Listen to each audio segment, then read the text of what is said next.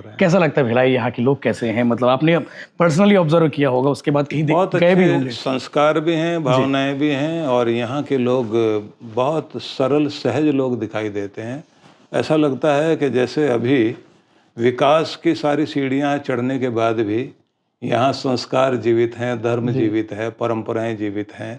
आप चमत्कार नहीं करते हैं, आप भविष्य भी नहीं बताते हैं, लेकिन बाकी और भी जो महाराज है, आचार्य है, पंडित है, वो यही सब करके चीज़ें करते हैं, तो वो उनके लिए क्या कहेंगे और आपका तरीका कितना अलग है उसमें उनसे? महाराज जी, लेकिन लोग, पूरी देश जो है अगर देखा जाए तो सब सरकारी नौकरी के पीछे भाग रहे हैं। हर किसी को लगता है कि, एक लड़की को भी लगता है कि एक उसकी बेटी के जो है रिश्ता जो है सरकारी लड़के के साथ में हो, सरकारी नौकरी करने वाले लड़के के साथ में हो। प्राइवेट वालों को प्रायोरिटी मतलब उतनी नहीं मिल पाती। आप क्या कहेंगे, सरकारी या प्राइवेट? महाराज जी, एक बड़ी समस्या धर्मांतरण भी है छत्तीसगढ़ में। मतलब एक बड़ा, इस पे बहुत सारी राजनीतिक पार्टियां भी शामिल रहती हैं कि कैसे उसको किया जाए, इसको मुद्दा भी बनाती है।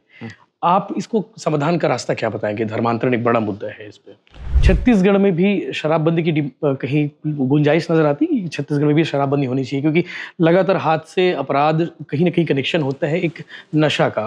महाराज जी, कभी आपको अवसर नहीं मिला, कोई पार्टी वालों ने ऑफर किया हो? कि अधिकांश हमने देखे कि बहुत सारे आध्यात्मिक गुरु, प्रवचन देने वाले गुरु जो हैं, राजनीति की ओर चले जाते हैं। तो आपको कभी ऑफर आया हो, आपको कभी बोला गया हो कि आप भी चुनाव लड़ लीजिए किसी एक सीट से? महाराज जी, अब छत्तीसगढ़ आते रहते हैं, नक्सली भी एक बड़ा विषय है हमारे छत्तीसगढ़ में। मतलब हालांकि अभी देश के गृह मंत्री अमित शाह जी ने कहा है कि मार्च 2026 तक सफाया हो जाएगा। इसका समाधान एक्चुअल क्या हो सकता है, मतलब एक तरह से? देखिए, यहाँ दो बातें जरूरी हैं। 22 मार्च 2003, राजनांदगांव का स्टेट स्कूल। उस समय मेरी उम्र थी महज 11 साल। माँ पापा लेकर चले गए कि प्रवचन सुनना है, कोई महाराज जी आए हैं। स्टेट स्कूल पर जब गया मैं, मम्मी पापा साथ में थे, तो देखा एक फोटो, आपने थंबनेल में देखा होगा, आचार्य सुधांशु जी महाराज। 11 साल की उम्र में पहली बार प्रवचन सुना था, और आज उनका इंटरव्यू लेने का मौका मिला है, सौभाग्य मिला है। मेरे साथ आचार्य सुधांशु जी महाराज जी है। महाराज जी, सादर प्रणाम। बहुत बहुत आशीर्वाद। भिलाई की पावन धरा पर आपका स्वागत है। बहुत अच्छा लगा है। तो आप यशवंत भी हैं, साहू भी हैं, और मेरी शुभकामनाएं आपको। मैंने जो कहा, 2003 में आप आखिरी बार शायद राजनांदगांव गए थे। हाँ हाँ, तारीख मुझे याद है। मैं बहुत ध्यान लगाया, बहुत लोगों से पूछा, घर में भी बात की। मम्मी पापा के साथ मैं गया था प्रवचन सुनने के लिए आपका। उस समय मेरी उम्र महज 11-12 साल, और आज आपके सामने मैं हाजिर हुई इंटरव्यू लेने के लिए। बड़ा सौभाग्य प्राप्त हुआ। वो स्मृतियां आपको यहाँ तक लेकर आई, और एक नई स्मृति बन रही है 2025 में। जी महाराज। तो मंगल कामनाएं आपके लिए, और बहुत आनंद की बात है जी कि आपने उस घड़ी को याद रखा है, और आज ये शुभ घड़ी है। जी महाराज जी। उसके बाद कभी और प्रवचन करने राजनांदगांव नहीं गए आप? मौका नहीं? उधर नहीं जा पाया मैं, लेकिन यहाँ आया हूँ, और भिलाई और दुर्ग दोनों में भलाई का दुर्ग देख रहा हूँ। जी, अच्छा लग रहा है। कैसा लगता है भिलाई, यहाँ के लोग कैसे हैं? मतलब आपने पर्सनली ऑब्जर्व किया होगा, उसके बाद कहीं गए भी होंगे। संस्कार भी हैं, भावनाएं भी हैं, और यहाँ के लोग बहुत सरल सहज लोग दिखाई देते हैं। ऐसा लगता है कि जैसे अभी विकास की सारी सीढ़ियाँ चढ़ने के बाद भी यहाँ संस्कार जीवित हैं, धर्म जीवित है, परंपराएं जीवित हैं, और छत्तीसगढ़िया सबसे बढ़िया तो दिखाई दे ही रहा है। जी, आपके स्लोगन के हिसाब से लोग दिखते हैं ऐसे? निश्चित रूप से अच्छे लोग हैं, प्यारे लोग हैं। बिल्कुल। आचार्य जी, मैं आपका इंटरव्यू बहुत स्कैन किया, आज सुबह से लगातार देख रहा था, लेकिन किसी इंटरव्यू में आपके बारे में जानकारी मुझे प्रॉपर नहीं मिल पाई। मतलब सुधांशु जी महाराज जी कहाँ पैदा हुए, कहाँ पढ़ाई लिखाई की, स्कूल कॉलेज, अध्यात्म कैसे आए, ये जानना चाहता हूँ मैं। जन्म की बात अगर करें तो हम लोग सहारनपुर उत्तर प्रदेश से हैं, और गुरुकुलों में विद्या अध्ययन करने के साथ में विश्वविद्यालय में अध्ययन किया। लेकिन जीवन का सबसे बड़ा मोड़ उस समय था जब मुझे एक अवसर मिला उत्तरकाशी में। हमारे सद्गुरु स्वामी सदानंद जी महाराज, वो एक बहुत बड़े योगी थे, उनके सानिध्य से एक आत्म जागृति उत्पन्न हुई, और उसके बाद उनका एक आदेश था कि मैं पूरे देश में जाकर समाज को बहुत नज़दीक से देखूं, और इस बात के लिए चेष्टा करूं कि समाज कहाँ जी रहा है, और धर्म का संदेश लोगों तक जो पहुंचना चाहिए, उसमें चेष्टा होनी चाहिए कि उन लोगों के जीवन को आसान बनाने के लिए हम किस तरह से धर्म को, शास्त्र को और जो हमारा वैदिक वाङ्मय है उसको लोगों तक पहुंचाने की चेष्टा हो, और वो भी सरल और सहज विधि से और सरल शैली में। उस समय आपकी उम्र क्या रही होगी, मतलब आप प्रवचन करने निकले आध्यात्मिक की राह पे? देखिए, वैसे तो 24 वर्ष की आयु से ही मैं स्टेज से जुड़ गया था, जी लेकिन जब सदगुरु का सानिध्य मिला, वो लगभग जो है, मैं उस समय 29 वर्ष की आयु में था, जी तो उनका प्रभाव उस समय आया। प्रवचन उससे पहले भी मैं करता था, जी लेकिन जो आध्यात्मिक चेतना जिस तरह से जागृत होनी चाहिए वो उनके सानिध्य से हुई। जी। तो पहली बार जब प्रवचन किए थे तब उतना बड़ा विशाल पंडाल तो उस समय नहीं रहा होगा, बहुत सामान्य से 100-200 कितने लोग रहे होंगे? नहीं, पहले हम लोग जब शुरुआत की थी तो हमारी चेष्टा ये रही, क्योंकि शुरू शुरू में तो हम लोग जो मंदिरों में जाते थे, किसी बड़े हॉल में जाकर कार्यक्रम दिया तो वो अलग था। जी लेकिन सदगुरु से मिलने के बाद में जो हमारी इच्छा थी, जैसे उन्होंने कहा था कि धर्म की गंगा विशुद्ध रूप से लोगों तक पहुंचनी चाहिए, आडंबर अधिक नहीं होने चाहिए, और जो किसी भी प्रकार के धोखे और चमत्कार की बात करते हैं उससे बचना, लोगों को वो सारी चीज़ें कहनी है जो सरल और सहज हों और विज्ञान सम्मत हो। जी अध्यात्म को विज्ञान से जोड़ करके जी यदि कहा जाए, और तर्कपूर्ण होना चाहिए, जो भी कुछ कहा जाए वो तर्क सम्मत भी हो। तो उस बात को ध्यान में रखकर जब हमारे प्रवचन शुरू हमने किए, 1 वर्ष तो पूरे देश का भ्रमण किया, जी देश तो को समझे। हाँ, स्थिति को समझा। तो उसके बाद में हमने जो शुरुआत की तो मंदिरों से नहीं की, हॉल में भी नहीं गए, जी टेंट तंबू भी नहीं लगाए। जी हमने शुरुआत की कि हम पार्क में जाकर बैठे, अच्छा और जो सवेरे सैर करने के लिए लोग आते हैं जी उनके बीच में जाकर बैठे, उनका विरोध सहा। उन लोगों ने ये सुबह सुबह कहा, कौन महाराज आ गए? हाँ, ये यहाँ क्यों, यहाँ किस लिए, जी और इसकी क्या जरूरत है। लेकिन जब उन लोगों ने हमको सुना, जी सुनने के बाद विरोध करने वाले लोग ही कार्यकर्ता बने, अरे वाह वही लोग साथ देते चले गए, जी और उसी का परिणाम ये हुआ कि हमें जितने लोग मिले जी वे लोग थे जो अपने आप में खरे और सही, जिनको आवश्यकता थी, आज भी साथ में है, वही लोग संभाल वही रहे लोग हैं। संभाल रहे हैं। हमारे संगठन का कार्य करने वाले अधिकांश लोग वही हैं, क्योंकि उसमें हमें एक लाभ ये हुआ कि ना तो हमें कोई टेंट लगाने की जरूरत पड़ी, ना टेंट लगाने की जरूरत पड़ी, बस दरियां बिछाने की जरूरत होती थी, और जो स्टेज लगाने के लिए भी वहाँ का जो बेंच होता था हम उसी पे बैठ जाते थे।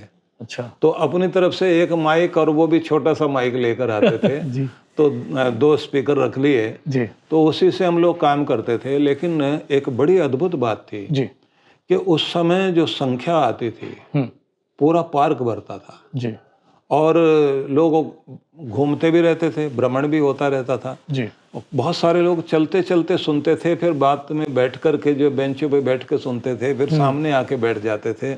उसके बाद में जो है उन लोगों ने साथ देना शुरू किया, जी और उनको उनकी जो प्रतिक्रियाएं होती थी वो ये कहते थे कि मरने जीने की बात नहीं आप कर रहे हैं, आप तो जिंदगी जीने का रास्ता दे रहे हैं, हम अपने जीवन में सफल कैसे हों, हमारे कर्म में भक्ति कैसे आए। क्योंकि मैं उस समय इस बात पर बल देता था कि अगर आप अपने ऑफिस में भी जाके बैठे हैं तो आपकी पहली चेष्टा होनी चाहिए कि उस कुर्सी पर हाथ लगाने से पहले जिस पर आप बैठने लगे हैं उसे ध्यान से देखना जरूर, कि देने वाले परमात्मा ने आपको अगर आज यहाँ बैठाया है जी तो कर्म की चोरी मत करना, जी और जो आप यहाँ से कमाकर पैसे लेकर के जाएंगे तो ये जरूर देखना कि इससे जो मेरे बच्चों की रोटी आएगी उसमें पाप की कमाई ना हो, ना हो। क्योंकि आप अपने बच्चों को संस्कार दे रहे हैं, और बेईमानी से जो फलना फूलना चाहता है जी तो उससे शांति और चैन नहीं आता।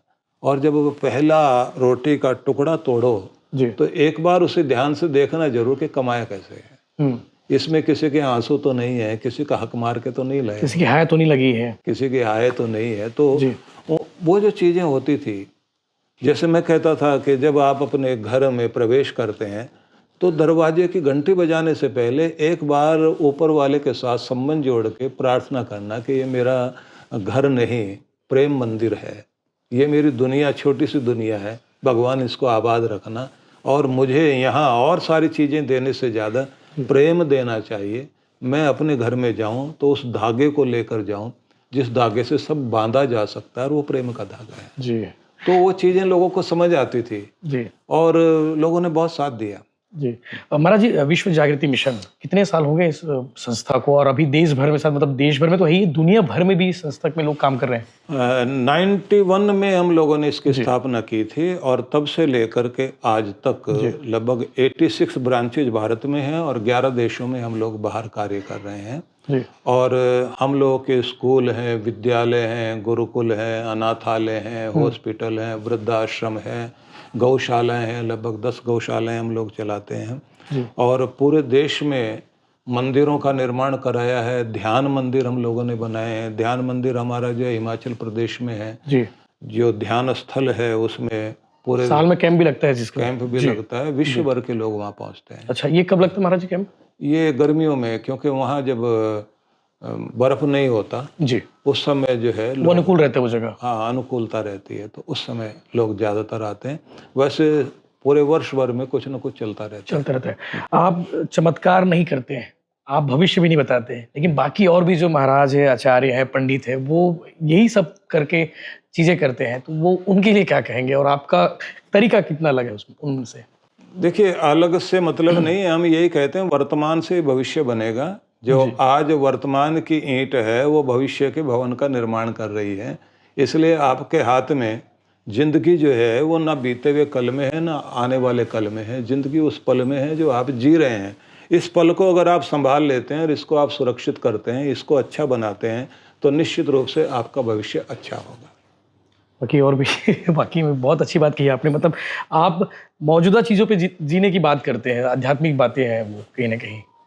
जी हाँ, उसकी आवश्यकता भी है, क्योंकि देखिए व्यक्ति का भाग्य महत्वपूर्ण है, लेकिन भाग्य से भी कहीं अधिक कर्म महत्वपूर्ण है। हम जो है बहुत भाग्यवादी न बन जाएं, इसलिए थोड़ा अधिक जोर मैं कर्म पर देता हूँ। यद्यपि हमारा ज्योतिष शास्त्र कोई निरर्थक नहीं है, उसके जानने वाले जो सच्चे लोग हैं, जब उसके विषय में लोगों को कोई भी संकेत देते हैं और साथ में ये भी कहते हैं कि अगर आपने अपनी दशा सुधारनी है तो ये उपाय, ये मंत्र भी है, ये यंत्र भी है, ये उपाय भी हैं, ये कर्म भी है, ये व्यवस्था भी है, इसको अपनाइए, आप ठीक रहेंगे। तो वो भी एक तरह से कर्म से जुड़ जाता है। कर्म से जुड़ जाते हैं। महाराज जी, अब छत्तीसगढ़ आते रहते हैं, नक्सली भी एक बड़ा विषय है हमारे छत्तीसगढ़ में। मतलब हालांकि अभी देश के गृह मंत्री अमित शाह जी ने कहा है कि मार्च 2026 तक सफाया हो जाएगा। इसका समाधान एक्चुअल क्या हो सकता है, मतलब एक तरह से? देखिए, यहाँ दो बातें जरूरी हैं। यहाँ पिता का हृदय और माँ का हृदय लेकर काम करना पड़ेगा। एक तरफ तो जो है वो दुष्प्रवृत्तियाँ जो बढ़ रही हैं को हटाना जरूरी है, लेकिन जिनके हृदय पर घाव लगे हुए हैं उन पर मरहम लगाना भी आवश्यकता है। मतलब एक तरफ अगर ध्वंस होता है तो एक तरफ निर्माण भी होना चाहिए। उन लोगों को भी हमें समस्या का जो निदान हो सकता है, समाधान हो सकता है, उस पर भी कार्य करने की आवश्यकता है। क्योंकि जिनकी समस्या है ही गरीबी, अन्याय है, लाचारी है, बेबसी है, जिनके साथ में जो है उनके हक मारे जा रहे हैं, उनके ज़मीन को, उनके जंगल को, उनके पानी को छीना जा रहा है, और कुछ ठेकेदार बने हुए हैं, उनके जो यहाँ कीमती तत्व हैं उनको छीनने की चेष्टा हो रही है। तो उस सब के लिए एक अच्छी गवर्नमेंट हमारी है, हमारे नरेंद्र भाई मोदी बहुत अधिक जो है उन लोगों तक पहुंचने की चेष्टा करते हैं जो समाज में सबसे पीछे हैं, उनके लिए योजना बना रहे हैं। तो अच्छी बात यह है कि वहां तक सही हाथ पहुंच जाएं और उनके लिए एक डॉक्टर की तरह जहां जितनी सर्जरी की जरूरत है उतनी सर्जरी हो, लेकिन ज्यादातर वो ट्रीटमेंट होना चाहिए। ऑपरेशन जारी है वैसे ऑपरेशन जारी है, लेकिन वो ट्रीटमेंट जरूर होना चाहिए कि कम से कम सर्जरी हो और चिकित्सा ठीक हो जाए, कि लोगों को जो है किसी भी प्रकार से हानि ना हो। आप किसी सरकार की तारीफ करते हैं तो आपको दिक्कतें नहीं होती हैं? आपको आलोचना भी झेलनी पड़ती होगी, इससे पहले भी झेली होगी या फिर अब झेल? नहीं, सरकार के देखिए अच्छा कार्य करने वाला कोई भी व्यक्ति है उसकी प्रशंसा होनी चाहिए। जिस प्रकार से अभी पूरे विश्व भर में हम लोग देख रहे हैं कि नरेंद्र भाई मोदी ने भारत का नाम ऊंचा करने के लिए बहुत बड़ा कार्य किया है।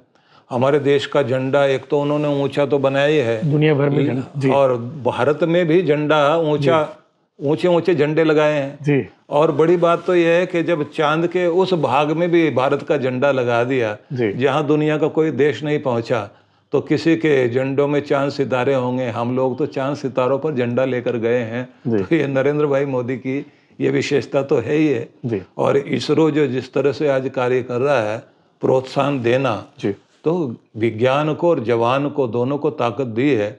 अब जरूरत किसान को भी ताकत देने की है, तो उस संबंध में भी कार्य हो रहा है जी। और मैं समझता हूँ सफल होंगे। किसानों की तकलीफ ज़्यादा है और अभी काम करने की ज़रूरत है किसानों के लिए। प्रशंसा इस रूप में मैं जरूर करना चाहूँगा कि हृदय से नरेंद्र मोदी चाहते जरूर हैं, कर भी रहे हैं जी। लेकिन अभी बीच में कहीं गैप आया हुआ है, वो गैप टूटना चाहिए कि कुछ लोगों के मन में ये बात आई हुई है कि शायद किसानों की बात ठीक से सुनी नहीं जा रही। आंदोलन लगातार जारी भी है देश में, हाँ। अलग अलग हिस्सों में। जी। तो अच्छी बात है कि पहले से कुछ बेहतर हुआ है और आगे भी कुछ अच्छा ही होना चाहिए। महाराज जी, कभी आपको अवसर नहीं मिला, कोई पार्टी वालों ने ऑफर किया हो? कि अधिकांश हमने देखे कि बहुत सारे आध्यात्मिक गुरु, प्रवचन देने वाले गुरु जो हैं राजनीति की ओर चले जाते हैं, तो आपको कभी ऑफर आया हो, आपको कभी बोला गया हो कि आप भी चुनाव लड़ लीजिए किसी एक सीट हमको से? तो भगवान ने पहले ही अपनी पार्टी में शामिल किया हुआ है। भगवान जी की पार्टी है। इसलिए किसी और ना पार्टी भाजपा ना कांग्रेस। और किसी पार्टी में जाने की जरूरत ही नहीं है, अपनी पार्टी तो भगवान की पार्टी है। नहीं, कभी किसी पार्टी ने बोला हो कि वो कोई कुछ भी बोले, हम लोगों को जी। उस तरफ कोई रुचि नहीं है। कभी इंटरेस्ट नहीं रहा आपका और कभी किसी ने ऑफर भी नहीं किया होगा? नहीं, उस संबंध में मैं कुछ नहीं कहना चाहूँगा। जी, ऑफर रहा होगा, हो सकता है। हाँ, तो ये सारी चीजें तो आया करती हैं, जी जी जी लेकिन हम लोगों को उसमें रुचि नहीं है। हमारी चेष्टा एक ही है जी कि हम लोग जो है जो भगवान का कार्य करने में लगे हुए हैं, धर्म का कार्य कर रहे हैं, मानवता का कार्य कर रहे हैं, इससे बड़ी पार्टी कोई नहीं हो सकती। जी। आप लेकिन आप भी भोलेनाथ को ही वो करते हैं, मानते हैं और लोगों से भी कहते हैं कि भोलेनाथ की पूजा करनी चाहिए। पंडित प्रदीप मिश्रा जी भी हैं, वो भी भोलेनाथ की पूजा के लिए लोगों को वो करते हैं। भीड़ उनकी बहुत बढ़ती जा रही है, उनका तरीका, आपका तरीका, तो आप क्या देखते हैं पंडित जी में, पंडित प्रदीप मिश्रा जी में? नहीं, बहुत अच्छी बात है कि किसी भी तरीके से वो लोगों को जो है इस तरफ ला रहे हैं, जी कार्य कर रहे हैं, तो प्रशंसा का कार्य है, प्रशंसनीय है, श्लाघनीय कार्य है, करना चाहिए। अच्छी बात यह है कि शुरुआत में इसी तरह से लोग जो है भगवान की तरफ जुड़ते हैं, क्योंकि कुछ लोग जो है शीघ्र मनोकामना पूर्ण हो जाए इसलिए आते हैं, और भगवान शिव को तो आशुतोष कहा जाता है, जो बहुत जल्दी प्रसन्न हो जाते हैं। तो इसलिए बहुत लोगों की इच्छा होती है कि जो उपाय बताए जा रहे हैं, जिस तरह से भगवान की भक्ति का तरीका बताया जा रहा है, तो ठीक है, उस तरह से जो भीड़ आ रही है तो ये बहुत अच्छी बात है। आस्था की, लोगों की बढ़ी आस्था बढ़ी, मंदिर जाने वालों की संख्या बढ़ी, मंदिर जा रहे हैं। और बड़ी बात ये है कि जो कम आयु वाले बच्चे हैं वो भी जा रहे हैं, वो भी आ रहे हैं, तो ये अच्छी बात है। आप युवाओं के लिए भी लगातार मैसेजेस देते रहते हैं, आपकी वीडियोस में देखा बहुत सारे कार्यक्रम चलते रहते हैं, लेकिन पहले की युवा और आज का युवा काफ़ी बदल चुका है। मतलब मुझे लगता है कि आप भी समझते होंगे कि आज की युवाओं को क्या ज़रूरत है, बहुत सारी चीज़ें देने की ज़रूरत उन्हें है। तो आप क्या कहेंगे उन युवाओं के लिए जो एकदम अलग ही ट्रैक पे चल रहे हैं? युवा जितने भी हैं हमारे, आगे बढ़ना चाहते हैं, सफल होना चाहते हैं, और हर क्षेत्र में हमारे युवा बढ़ भी रहे हैं। भारत के युवाओं के पास में बहुत बुद्धि भी है और पढ़ाई लिखाई में भी बहुत आगे हैं। लेकिन दूसरी तरफ क्या हुआ है कि जो इस समय सोशल मीडिया के माध्यम से जिस तरह की अपसंस्कृति का प्रसार हो रहा है, उससे हमारा युवा ज़्यादा दिग्भ्रांत हो रहा है। इसलिए बहुत बड़ी आवश्यकता ये है कि हम इसके एडिक्शन में ना आ जाएं, क्योंकि सोशल मीडिया हमारा समय खा जाएगा तो हम लोग जो है प्रगति कब करेंगे। और हमें दूसरा ये देखना चाहिए कि जरूरी नहीं है कि हम लोग नौकरी की तरफ ही भागते चले जाएं। जो भी काम मिले, जैसा भी काम मिले, वहीं से अपनी यात्रा शुरू करें, क्योंकि आपकी मंजिल होनी चाहिए जहां आप लक्ष्य तक पहुंचना चाहते हैं। आपको अभी साइकिल मिल रही, साइकिल से चलिए, तब मोटरसाइकिल मिलेगी तब मोटरसाइकिल से चलिए, जब आपको हवाई जहाज मिलेगा तो उस पर भी बैठिए, लेकिन आप सवार हो जाइए, खाली मत बैठिए। अगर खाली बैठेंगे कुछ नहीं कर पाएंगे। तो मैं इसलिए युवाओं को कहूँगा कि आप अपने टैलेंट को किसी भी छोटे से काम में भी लगाओगे, उसी से आप बहुत आगे पहुंच सकते हैं।